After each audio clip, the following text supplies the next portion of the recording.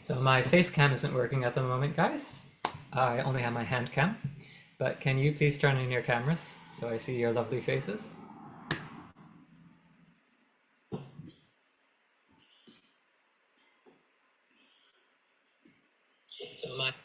Okay. Hi, guys.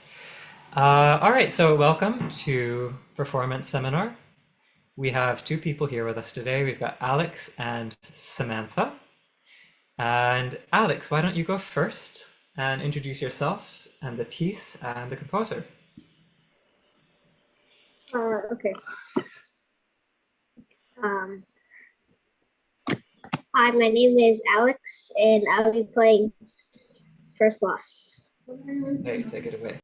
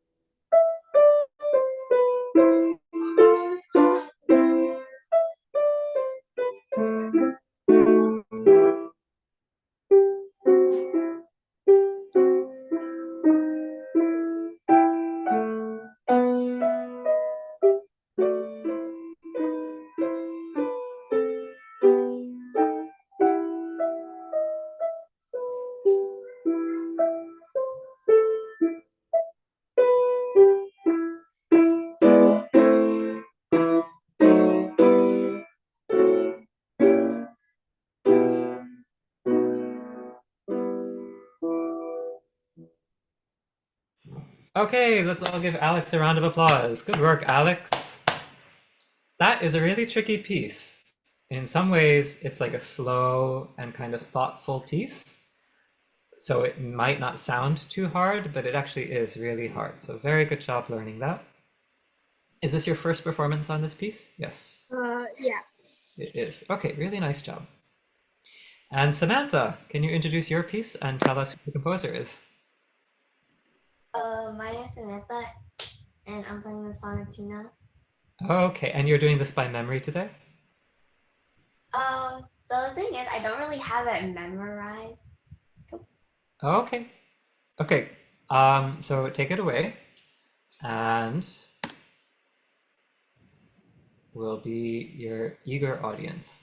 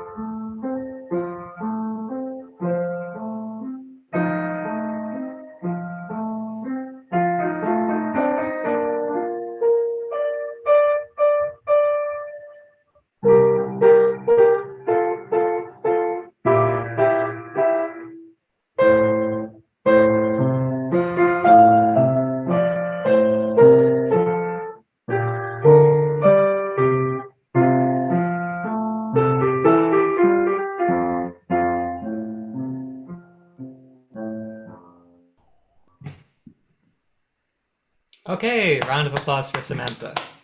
Yeah, nice work, Samantha. So when you played that, what I really liked in the beginning was the balance. The last time you came into performance seminar, we talked about the balance a lot, and in the beginning, you balanced the right hand against the left hand super well.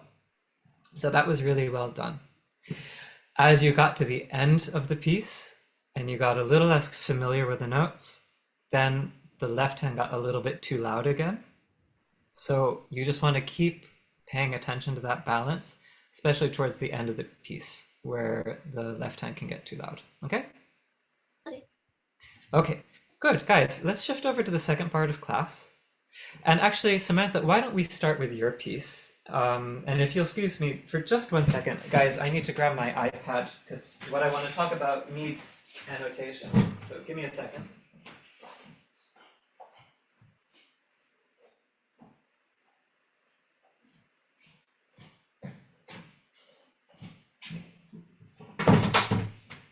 Okay, thank you for waiting. So when we memorize something, what are some of the strategies we can use?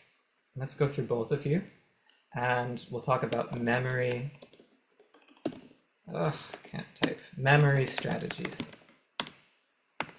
Samantha, how about you get the ball rolling? What is a way we can practice our memory? Usually when I try to memorize a piece, I just go line by line or like measure by measure sometimes, and I just do that over and over. And then I do the next line over and over, and then I add them both together and I do it over and over, and then like for the next line. Okay, so I would call both of those things, let's combine them. I would call that section practice.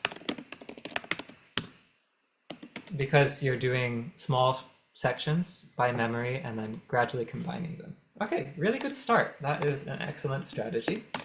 How about you, Alex? What is a strategy you use to practice your memory? Let me think.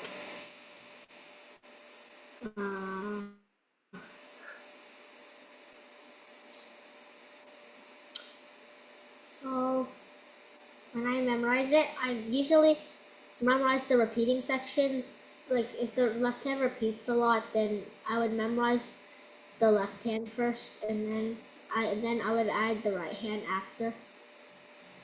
Okay, so yeah, you talked about two interesting things in there. So you talked about hands separate by memory, which is a great practice strategy.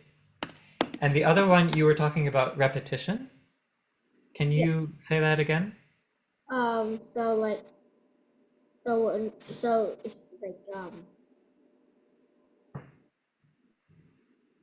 like the left hand, like if there's a lot of repetition in like the notes and stuff, then it could be a little easier to memorize that way. Okay, yeah. So I think what you're talking about there is analysis. You want to analyze patterns and repetitions. So these three things are going to be really, really useful. What's another one that we could add to the list for our memory? Another practice tool. Samantha, it's your turn now. So similar to what Alex was talking about, instead of working on the repetitive section, because it's like it repeats a lot. So I work on the unfamiliar parts of it. And practice Okay, those. so focus on difficult parts first. That's great. And either of you can chip in now. Are there any other strategies you use for memory?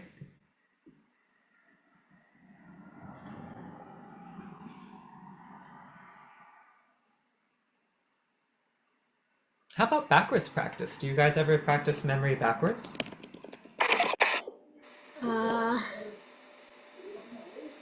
Maybe one time. One time. How about you, Samantha? Yeah, I think only like once. You did by memory once? Yeah. Yeah. I think what would be really helpful for you, Samantha, as you memorize this, is to memorize it in backwards order. So if, for instance, did you memorize this one line at a time?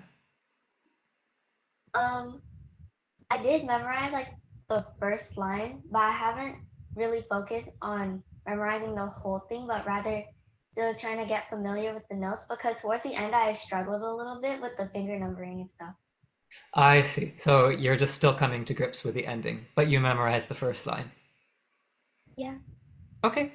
Okay. Well, let's say, Samantha, let's take all of this together and we're going to make a strategy for you to practice this, and you're going to get two things done at once. You're going to get really comfortable with the notes and feel like you have everything well learned, and at the same time, you're going to memorize it. Okay?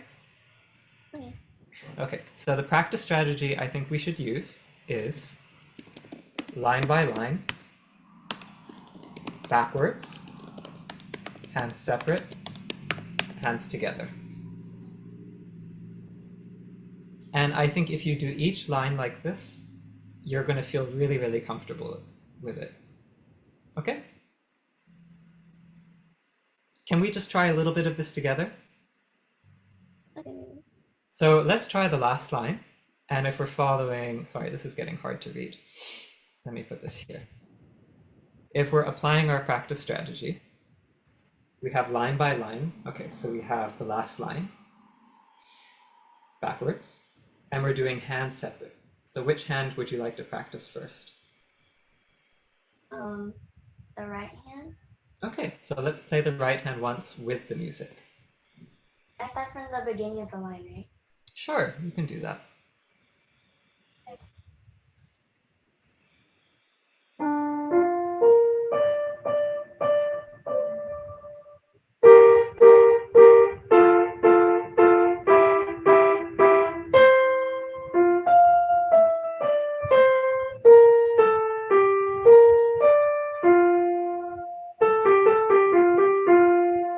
Yeah, good, very good. Can you just annotate the cross or the fold here?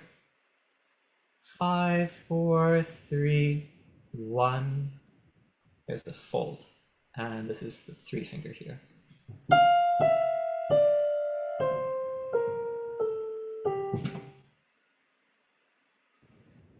How many times do you think you would have to repeat the right hand to memorize it?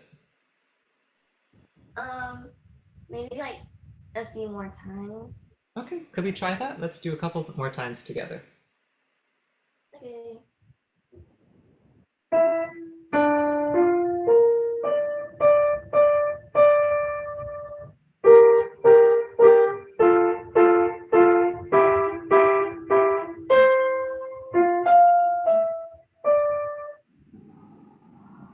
That's it.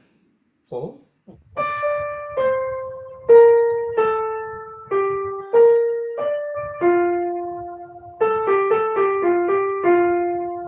Good. Would you like to try it without the music? Sure. Okay.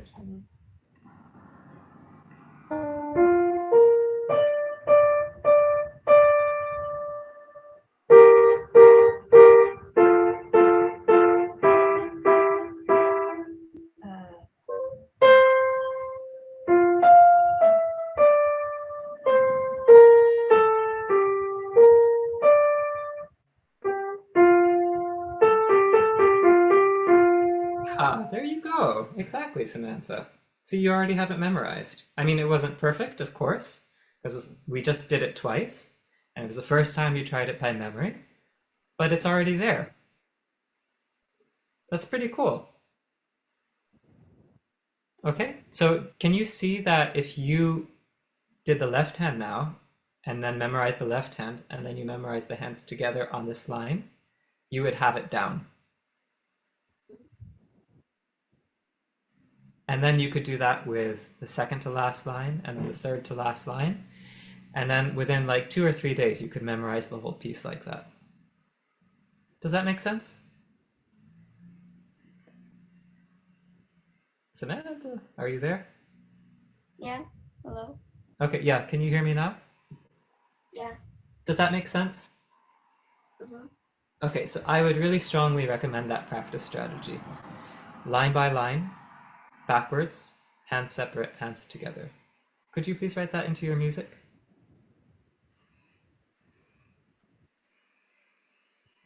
And then maybe you'll talk with your teacher and she'll give you a slightly different strategy or she'll adjust it a little bit. But I think that would be a helpful starting point. Okay, really good. And then Alex,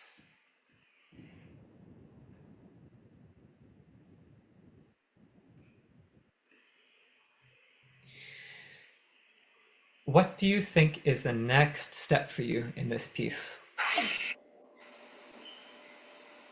What's the next thing you want to improve?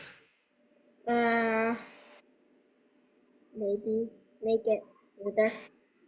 Make it smoother. Can you explain what you mean by smoother? Like so I don't stop and Ah, I see. Okay, yeah, to make it more consistent and smoother, more accurate. Okay, good. So I think that's true. Um, and as you're doing that, I think you can start to think a little bit more about the interpretation. Interpretation. Is that a word you guys have used before in lessons? I don't think I don't know. Maybe Another word for it could be, how about you, Samantha? Have you heard that word before? No. No? Another word for it might be musicality. yeah, I definitely know that one. Yeah. So what are some of the things that we listen for in our musicality? We listen for a rhythm, and then we also listen for if it's like if the dynamic if there's dynamics in the piece. Okay, yeah, dynamics is something for sure.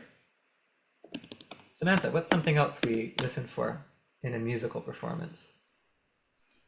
But it's like how you play the notes. I forgot what it's called, but like if Yes. there was staccato or legatos. Oh, yeah, you're so close. Those are called Situation. Oh yeah. yeah, really good, Samantha. Articulation. Great. Alex, your turn. What's another thing that we listen for? Phrasing. Phrasing. Really good. Can you explain what phrasing is? Basically phrasing is where you where you make some notes a little louder than others, or make it like a different a, make it like different than the other notes. Mm-hmm. Yeah, phrasing is how we shape the notes with our dynamics. Exactly. Samantha, what else? Um. Um. Well, I mean, is it? I don't know if it's like really exactly a part of dynamic, but like the balance. Okay, good. Exactly. Balance. Alex, your turn. Um, Maybe how fast or slow the piece is. Tempo. Good. And one last one I would add is maybe timing, where you would sometimes slow down or speed up. So all of those things. And, I think if I had to pick one of these that you can immediately focus on and take the next step in this piece, one would be the tempo. Oh, we forgot the biggest one, guys, actually. We forgot the most important one. Character. The character is, of course, the biggest thing, right? How would you describe the character of this song, Alex? Uh, it's like I guess like sad. Sad. Yeah. How about you, Samantha? What kind of song do you think this is? Um. I mean, I guess I would agree. Like sad. Yeah. Sad. Is it full of energy or is it a little bit lethargic? It's just full of energy. I What was mean, that? it's not full of energy. It's Just, mainly like yeah. at the It's not, end. yeah, it's not full of energy. It's not like, yeah, it's not like your little sister Alex. She's always bubbly and like ready to go, right? Yeah. It's too sad for that. So Yeah, I think you can do that two ways. The tempo can be a little slower, and then you can play it maybe a little bit softer throughout. Not even softer, but just maybe with a touch that's a little less direct. So could we try that from the beginning? We're going to go a little slower.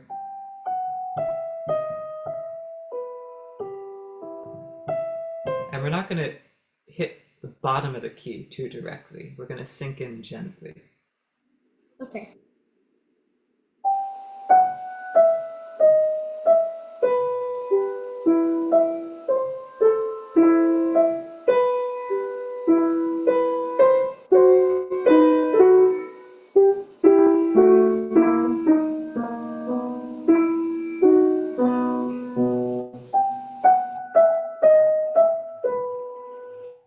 Yeah, okay, I liked that a lot. Okay. Um, so that's one thing. I think the other thing is the balance. Which hand is more interesting here, the right hand or the left hand? Right hand. The right hand. So right now I'm hearing the left hand more than your right hand. I hear.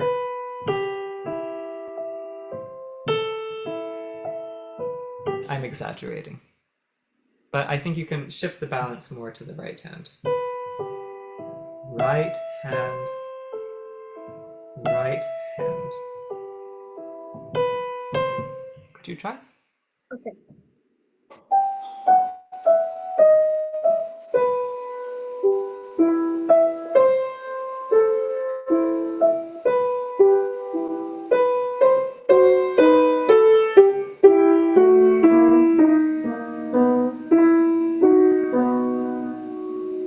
Good. Now this is the end of a phrase. So what might be nice is if we pull a little ritardando here.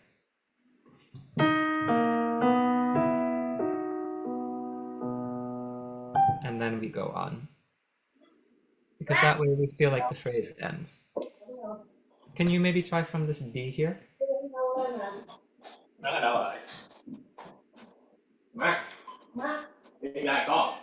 You okay, Alex? Yeah. Wait, Did what? you hear Did what you? I said all right? There's stuff going on in the background. Can you repeat it? Sure. We want to put a ritardando here because it's the end of a phrase. Can you try playing that ritardando starting from this B?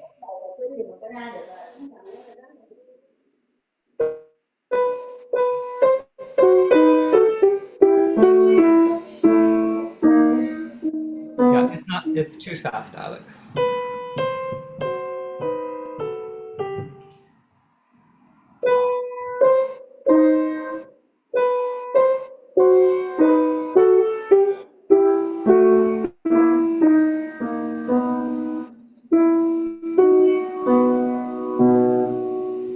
And then continue. That's the idea. Okay. So I would say the tempo and the balance and the timing are the next areas I would work on. Okay, but a very good first draft. And guys, it was really nice hearing you play today. And thank you so much for working with me. And I'll see you in the next performance seminar. Bye. Have a great evening, guys.